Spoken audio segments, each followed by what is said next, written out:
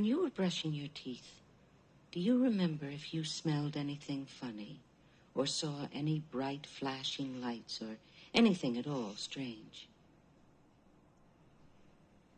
No. Do you remember when you were brushing your teeth? Yes. What's the next thing you remember after you were brushing your teeth?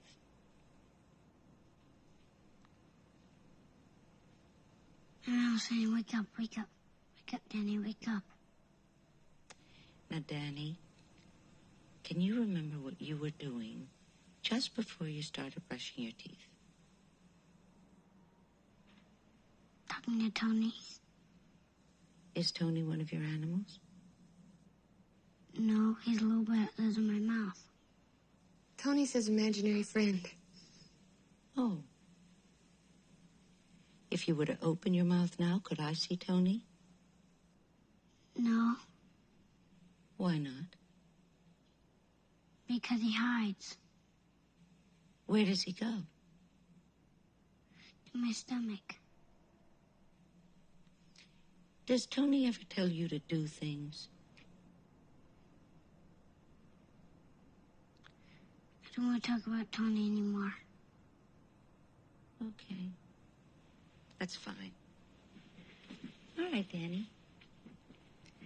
I'm going to ask you to do me a favor and stay quietly in bed for the rest of the day, okay? Oh, I have to? Yes, I'd like you to. We're just going to go in the other room for a few minutes and talk. And I'll come back and check on you. Okay? Okay. Bye.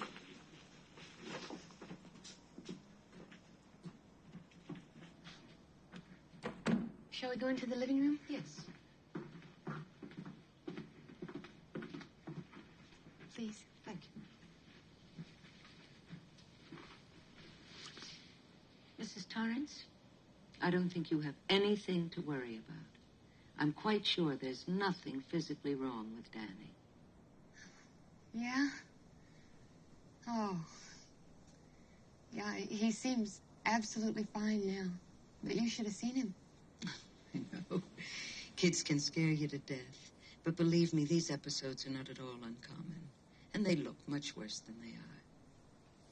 But, what was the matter with him? Mrs. Torrance, most of the time these episodes with kids are never explained. They're brought on by emotional factors, and they rarely occur again. They're more akin to auto-hypnosis, a kind of self-induced trance. If it reoccurs, which I doubt, we can always think about having some tests done.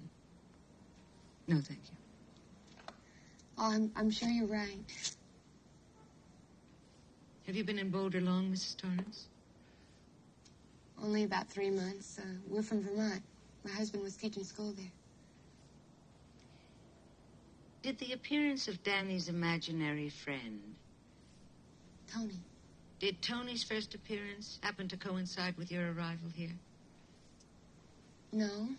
Let's see. I guess Danny started talking to Tony about the time we put him in nursery school. Did he adjust well to school? No. He didn't like it too much at first. And then he had an injury, so we kept him out for a while. And yeah, I guess that's about the time when I first noticed that he was talking to Tony. What sort of injury did he have? He dislocated his shoulder.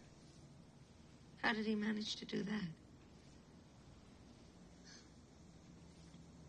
Well, it was just one of those things, you know, purely an accident. My husband had been drinking, and he came home about 3 hours late. So he wasn't exactly in the greatest mood that night.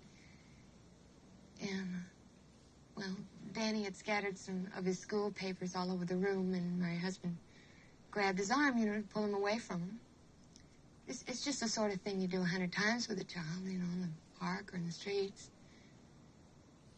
But on this particular occasion, my husband just used too much strength, and he injured Danny's arm.